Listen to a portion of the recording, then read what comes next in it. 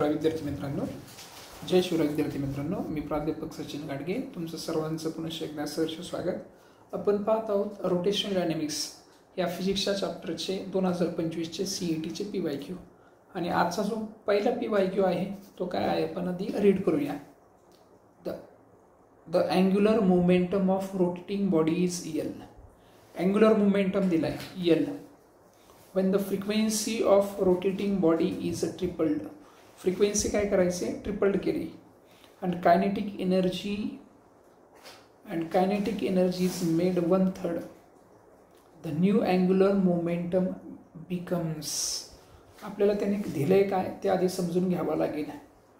काय दिले आपल्याला ते अगोदर समजून घ्यावं लागेल.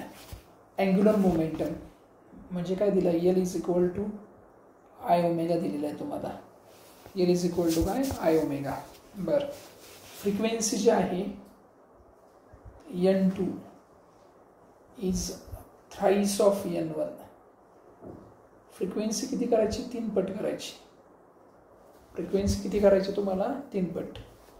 बरं, आणि कायनेटिक एनर्जी किती करायची, समजा आपण कायनेटिक एनर्जीला E म्हणूया, बरोबर. तर जो E2 आहे तो किती करायचा आहे, 1/3 ऑफ E1. तर ते काय म्हणतात, न्यू अँग्युलर मोमेंटम किती.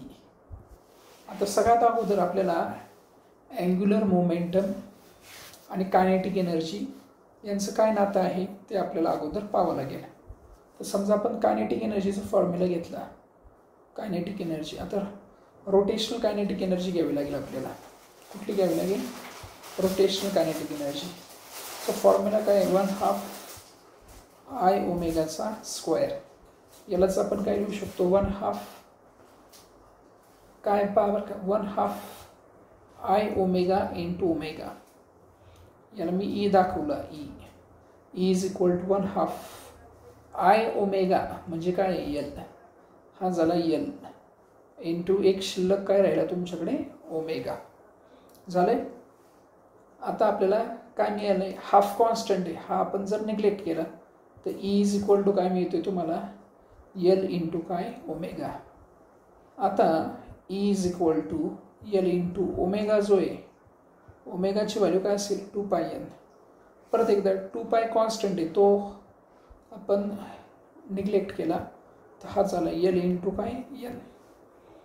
देअरफॉर आपण असं म्हणूया काय, E2 upon E1 is equal to L2 N2 upon L1 N1.